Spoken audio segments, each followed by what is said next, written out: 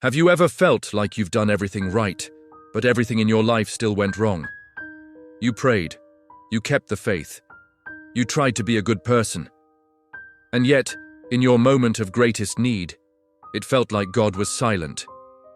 If that sounds familiar, then the ancient story of Job might just be the story you need to hear right now. It could hold the key to understanding what you're going through. Let's travel back in time. Meet Job. The Bible describes him as a truly righteous man, blameless and upright. He was a man of integrity, someone who was deeply respected in his community. He had a beautiful, large family. He was wealthy, with vast herds and many servants. He had a life filled with peace and abundance. But more important than any of that, Job had a powerful, genuine relationship with God. He wasn't just going through the motions. His faith was the bedrock of his existence. Then one day, in what felt like the blink of an eye, Job's entire world shattered. Imagine getting the news, one messenger after another, each with a more devastating report than the last. In a single, horrifying day, Job lost all 10 of his children. His livestock was stolen or destroyed, his servants were killed. Everything he had built, everything he cherished was wiped away. And just when it seemed things couldn't get any worse, he lost his health. His body was covered in agonizing sores from the top of his head to the soles of his feet. The peace he once knew was replaced by relentless, unimaginable pain. The certainty he had in his faith was replaced by a storm of questions. And through it all, God said nothing. There was no explanation, no comforting whisper, no warning before the storm hit. Just a deafening, crushing silence. Job was broken. He sat in ashes, scraping his sores, his heart heavy with grief. He cried out to God, his voice raw with anguish. "Why?" he pleaded.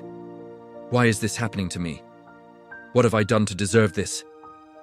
He felt completely and utterly abandoned. To make matters worse, his friends came to comfort him. But instead of comfort, they offered accusations. They insisted that his suffering must be a punishment for some secret sin. They told him to confess, to admit his wrongdoing, and then maybe God would relent.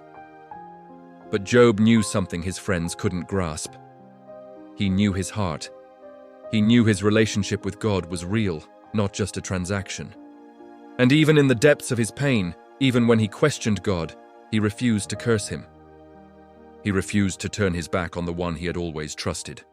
His faith, though tested by fire, held firm. He wrestled, he doubted, he lamented, but he did it all before God, never away from him. And then, after chapters of agonizing silence, God finally spoke. But he didn't give Job the answers he was looking for. He didn't provide a neat, tidy explanation for the suffering.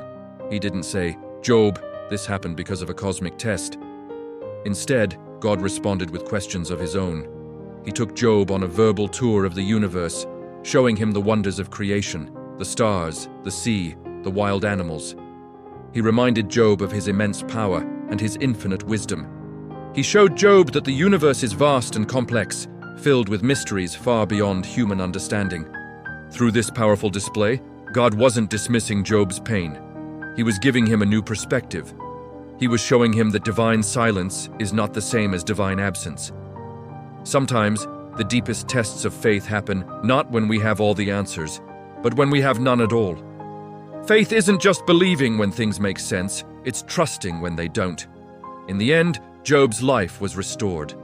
The scriptures say he received double what he had before, a new family, even greater wealth, and a long, full life.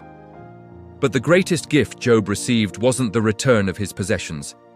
The greatest reward was the transformation within him. He came to understand God on a level he never had before. He learned that God's silence is not abandonment. Sometimes, it is a period of profound preparation, forging something in us that couldn't be formed any other way. If you are in a season of waiting right now, if you are hurting, if you feel like your prayers are hitting a ceiling and you are completely unheard, this story is for you. Your silence from God is not a sign that you are forgotten. It might just be the space where your faith is being deepened in ways you can't yet see. For more ancient wisdom that speaks directly to our modern lives, subscribe to our channel. Thank you for watching, and remember, You are not alone in your journey.